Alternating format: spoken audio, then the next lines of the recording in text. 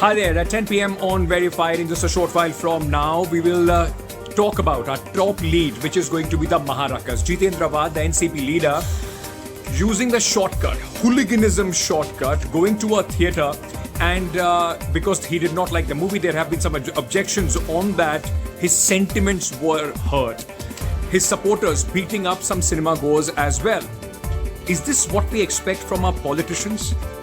Isn't there any law, the constitution that needs to be followed? And if there is a CBFC, then who is Mr. Jitendra Awhad to come as a super censor? We'll talk to him on this. Our second lead today is going to be of Himachal Pradesh, where the BJP is facing a terrible, terrible headache of its rebels. How much of an impact are they going to be in the elections? And our third lead is Ajab Prem Ki Gazab Kahani from Rajasthan. Stay tuned. All this and much more in just a short while from now on Verified.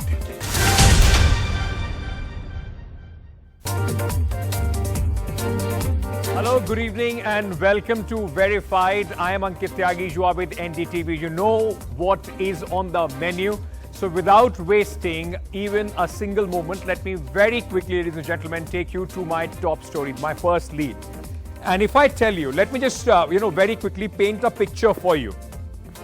It's just like, any Monday, decided that you will go and enjoy a movie with your wife, with your children. You are enjoying the film in a cinema theatre.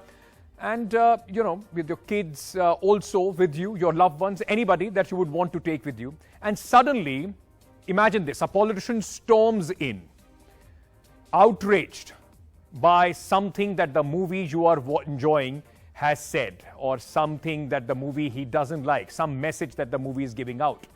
He comes in with his entire full entourage.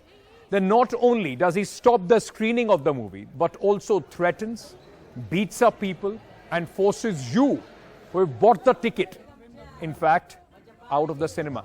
Imagine the horror of being caught in this situation, because this is exactly what happened, what Mr. Jitendra Awhad, former minister in Maharashtra and NCP MLA, did last night. I just want to go full frame on these visuals to give you a sense of what has happened and the horror that people had in fact felt. Let's just go and give you these visuals. At a show of a movie, Har Har Mahadev, Mr. Awhad and his party members reached the cinema hall in Thane last night and forced the theatre to stop the screening. When one cinema goer dared to ask the people's representative to return his ticket price, his followers beat the living daylights out of this poor man. Mr. Awhad's sentiments have been hurt, as we have seen very recently how easy and frequent it is for sentiments, especially of the politicians and other people, to be hurt in our country. But should a politician, that's the big question, should a politician or anyone, as a matter of fact, be allowed to take the law in their own hands to express their protest? Isn't there a censor board? Aren't there laws? You could have gone to the police, you could have gone to the court, but is this the way we expect our leaders to behave? Let's first, before anything else, listen in to the man who was badly beaten up by Mr. Awhad and by Mr. Awhad's followers. कल मैं मेरे Mrs के साथ movie देखने के लिए गया था. टाइमिंग 9:45 का था.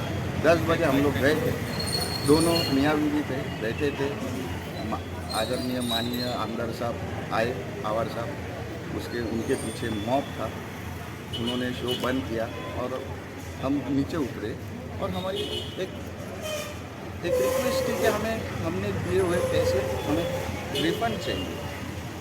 वो बात पे जो मॉब वायलेंट हुआ, उनको क्यों गुस्सा आया वो मॉब को, वो मालूम नहीं, क्योंकि हमने किसी के बारे में अपशब्द नहीं वापरे थे या कुछ गलत नहीं कहा था. हमारा एक जेन्युइन रिक्वेस्ट थी कि हमें हमारे पैसे वापस चाहिए. वो बात पे कुछ लोगों को गुस्सा आया और उन्होंने हमें मारने के लिए आ गया.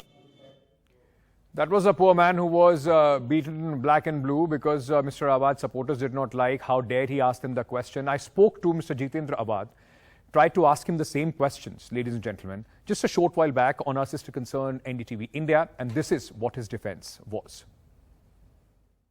सर, ऐसी भी क्या आपत्ति थी कि आपको जो फिल्म सेंट्रल बोर्ड ने, सीबीएफसी ने हर पैमाने से अपने पूरे रजिस्ट्रेशन कराकर, सर्टिफिकेशन कराकर रिलीज हुई, उस पर आप पहुंचे, ना सिर्फ आपने वहां पर स्क्रीनिंग रुकवा दी बल्कि आपके समर्थकों ने एक व्यक्ति की पिटाई भी कर दी? पिटाई के बारे में नहीं बात करना है, क्योंकि उसकी सत्यता अगर आपको जाननी है तो आपके किसी पत्रकार को थाना भेज दिए और थाना के जितने पत्रकार हैं उनसे बात करवा दीजिए, तो उसकी असलियत आपको वो पत्रकार बता देंगे। सर, ये कुछ तस्वीरें हैं जिसमें आप भी उन व्यक्ति को थोड़ा समझा रहे हैं, उन्हें बता रहे हैं कि चलिए। हाँ, क्योंकि वो दारू पिया हुआ था।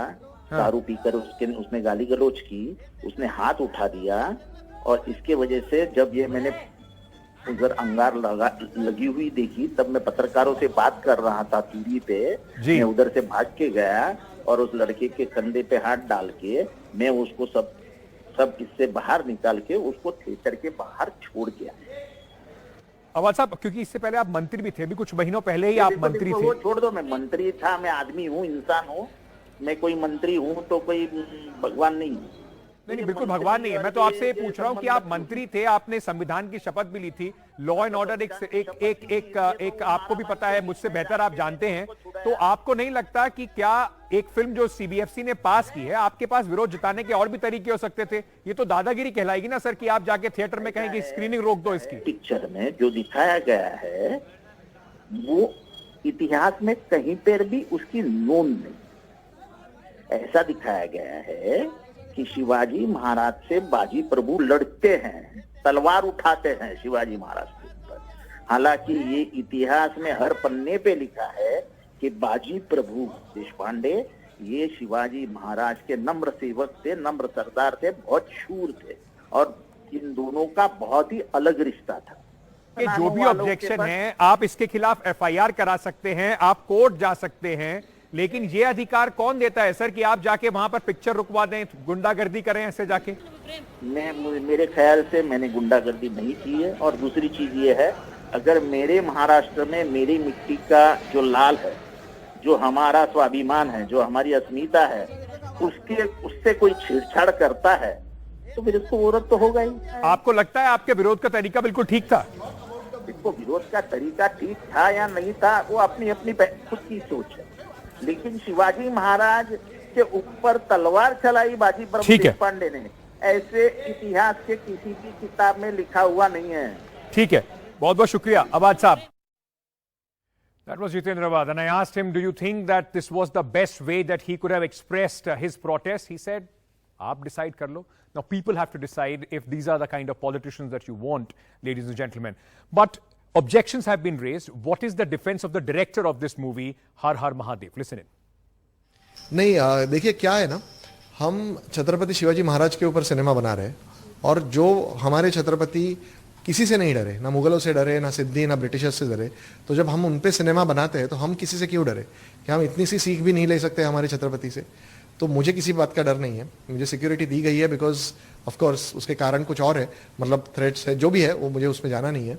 बट ये जो स्टेट गवर्नमेंट है, होम मिनिस्ट्री है, दे आर, और हमारी जो पुलिस फोर्स है वो काफ़ी सशक्त है। आर्टिस्ट, सिनेमा बनाने वाले जो भी है उनसे वो बहुत सहानुभूति रखते हैं, उनके प्रॉब्लम्स को समझते हैं, तो इसीलिए कोई ऐसी अनुचित घटना ना हो इसके लिए प्रोटेक्टिव सिक्योरिटी दी गई है। All right, now let's move on, ladies and gentlemen, and then let me tell you a little bit about the problem that the Bharatiya Janata Party is facing. There have been many videos doing the round, analysis on this in the Himachal elections, the problems of the rebels in the state of Himachal Pradesh. If you look closely, people are saying that this possibly could be one of the biggest factors as far as the BJP is concerned in the upcoming elections. What is it that the Bharatiya Janata Party, they have tried to solve this by even the Prime Minister, as has been said, or other leaders talking to the rebels. But where do they stand as far as the rebel problem of Himachal Pradesh is concerned? Just very quickly, let me give you a sense of the issues that they have been facing. BJP's rebel problem, the reports in fact suggest, ladies and gentlemen, that out of the 68 seats that the Bharatiya Janata Party, and I'll just pull out those graphics and just put across that graphic. BJP is facing at this moment, out of 68 seats, 20 seats, there is a massive rebel problem that the Bharatiya Janata Party is facing, which they have not been able to solve. Rebels include ex-BJP MLAs, son of BJP ministers. So there is a big task for the election managers of the BJP. But what does and how much can it cost the Bharatiya Janata Party? Who better to answer this question than the former Chief Minister of Himachal Pradesh, Mr. Dhumal, spoke to my colleague Saurabh Shukla. Sir, इस बार हिमाचल प्रदेश में BJP बागियों से बहुत लड़ रही है। बहुत सारे 21 उम्मीदवार हैं ऐसे, आप सबको ही जानते हैं, तो आप तो टिप्स में जानते हैं, बूथों के सारे कार्यकर्ताओं को जानते हैं। उससे जो हम लोग भी इलेक्शंस कवर कर रहे हैं, समझ में आ रहा है बीजेपी को नुकसान हो रहा है। हम जैसे हमने बताया, अन्नी विधानसभा गए थे, वहाँ से किशोरी लाल लड़ रहे हैं, नेगी जी लड़ रहे हैं, और भी कई जो अभी हाल ही में बीजेपी में शामिल हुए, होशियार सिंह, उनको भी टिकट नहीं मिला, वो भी फिर इंडिपेंडेंट खड़े हो गए हैं। क्या लगता है कि इससे पार्टी को नुकसान होगा? जिस पार्टी के जीतने की ज़्यादा संभावना होती है, सरकार बनाने की संभावना होती है, उसके प्रमुख कार्यकर्ताओं में निश्चित तौर पर इच्छा होती है कि वो चुनाव लड़े, जीते, एमएलए बने और सरकार का हिस्सा बने। इसलिए स्वाभाविक है, बहुत से लोगों ने टिकट मांगा, पर टिकट तो एक ही होता है, इसलिए बाकी कार्यकर्ता उसको समर्थन करें। जहाँ तक आपने नुकसान की बात की, नुकसान निश्चित तौर पे होता है। एक वोट भी अगर बाहर चला जाए तो उससे नुकसान होता है, और अगर कार्यकर्ता जाता है तो उसके साथ कई वोट जाते हैं।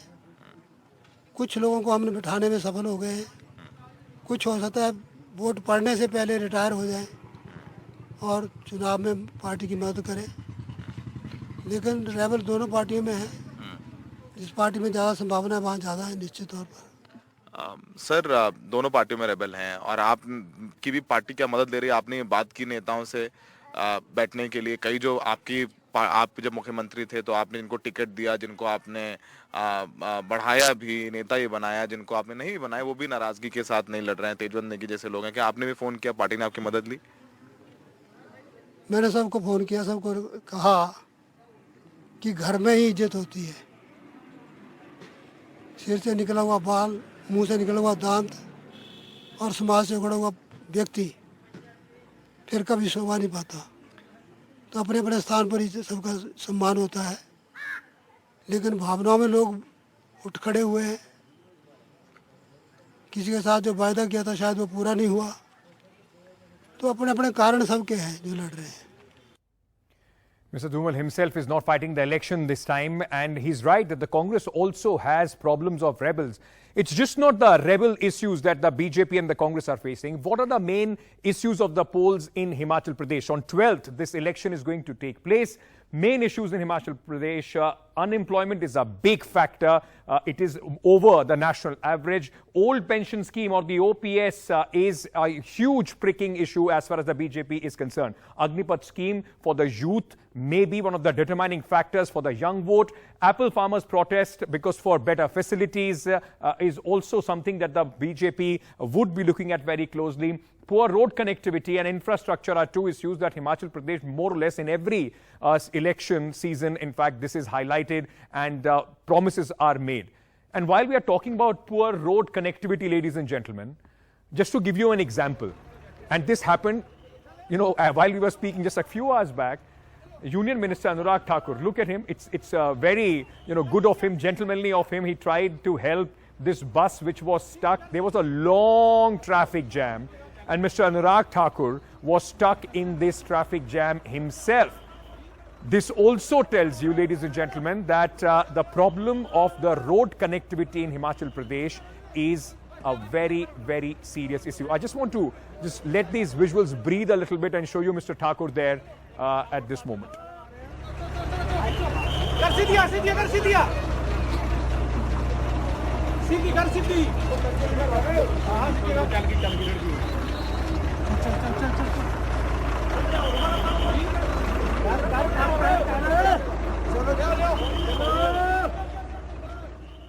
Elections are a very, very different game. They will make you do things that you will never expect. And that is what Mr. Thakur was also doing, and he was also stuck in that traffic jam. Moving on now to the story that we have been following since yesterday. The Chhawla gang rape case and the verdict on that. The Supreme Court, from death penalty, has now completely reversed the judgment and has gone into details. Today we have the details of the order.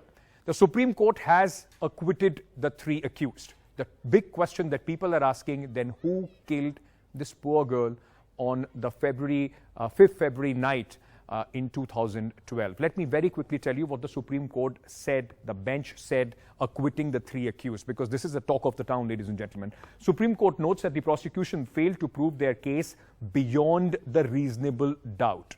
The top court also said should strictly decide the case on the merits of the law, not on the pressure, public pressure and the sentiments. The court also noticed that should not be influenced by any moral pressures. The court also suggested that it is very identity of the accused not has been duly established. One of the grounds that the court has given for acquitting these accused. Prosecution failed to bring home the charges. The court also, in fact, said that the charges on the accused not proved beyond reasonable doubt. Questions, ladies and gentlemen, has been raised on the entire investigation. Let me very quickly at this moment go across to the lawyer of the family who is joining us right now. Charu Alighana is with us, in fact, at this moment. Ma'am, I want to understand from you, the Supreme Court has completely ripped the investigation into half. It has gone after the prosecution, and it has also said DNA did not match, other evidences did not stand up to the court's scrutiny. What's your reaction to that? I don't agree at all. In fact, if 2 courts are satisfied with the evidence, the Supreme Court is not satisfied, but it's all the reasons that it is given are absolutely baseless. The first one they have raised is about the TIP, about the identification parade taking place. And in the line before that, they have said that the witness said it was too dark and they couldn't see anyone. So is it not futile, or do they want them just to, decide by ina, mina, mina, mo? And again and again, all the witnesses have said they just saw the red car come and pick up the girl. She was snatched away and she was kidnapped.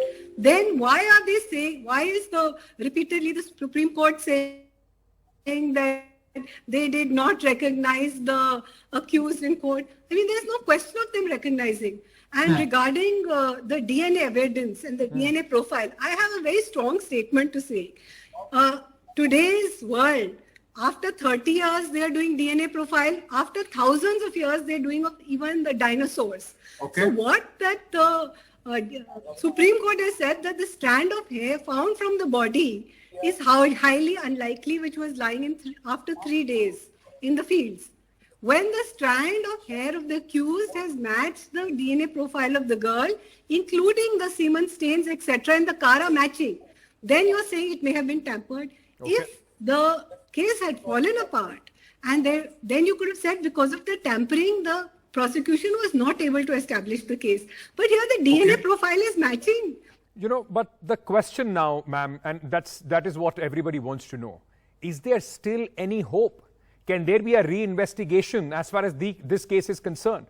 And would your review yield anything?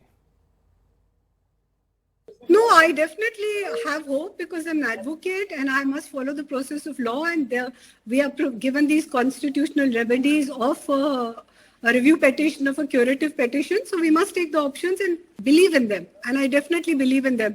But yes, maybe it will not be death penalty because we were apprehending that maybe they'll convert it to life, or even I thought that they'll do it sentence undergone because the boys have been in jail for 10 years. So there's a possibility that may be the end result. But definitely the fight is not over. And I mean, what a message it's sending. What a message are we sending? Thank you so much for speaking to us here on NDTV. Ladies and gentlemen, yesterday, in fact, I spoke to the family. And it was heartbreaking to meet a mother and a father who have lost their child in such gruesome circumstances and still waiting for justice. We are getting some breaking news related to this story. Let's very quickly, in fact, take you to this news coming in at this moment. In fact, victim's family has asked the Delhi police, they have met the Delhi police and asked for security because they allege that the accused used to threaten them in the court. We'll have to wait and see what the Delhi police after the threat assessment does as far as this case is concerned. All right, now let's move on to this very unusual love story. I mean, everything and all for love. The story comes from rural India where among a couple, one underwent a sex change operation to marry the other. It's, I mean, most people will think that these things don't happen in towns and in rural part of the country. They are not as progressive, but this is an example contrary. This is an unorthodox relationship, has not been only accepted by the parents, but their wedding in a small village in Rajasthan's Bharatpur has also been accepted by the community at large. Take a look at this special report.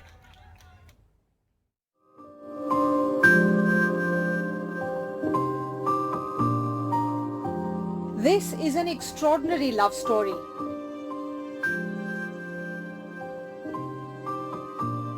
29-year-old Arav, who married 21-year-old Kalpana on the 5th of November, underwent a sex change to marry a former student. Arav was born Meera, the youngest of 4 sisters, but she was a tomboy and always felt uncomfortable with her gender. As Meera, a physical education teacher in a local school, things became complicated when she developed feelings for Kalpana, a student. That is when Meera realized she had to change her reality.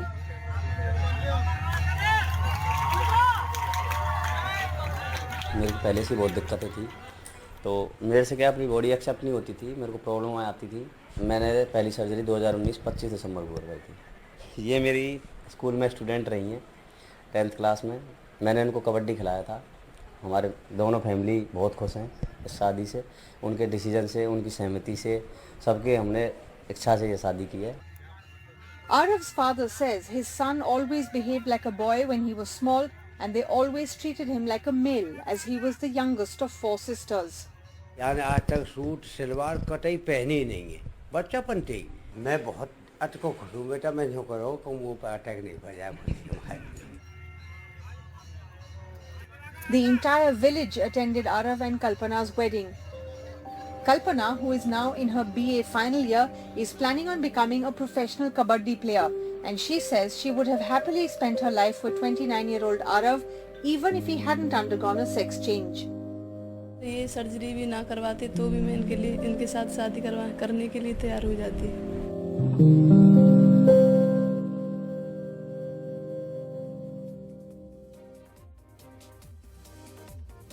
This country and its people never cease to amaze you. From Mr. Awhad going, with his objections to this lovely story from Rajasthan. That's all the time that we have on Verified tonight. Thank you so much for being with us. I'll see you tomorrow.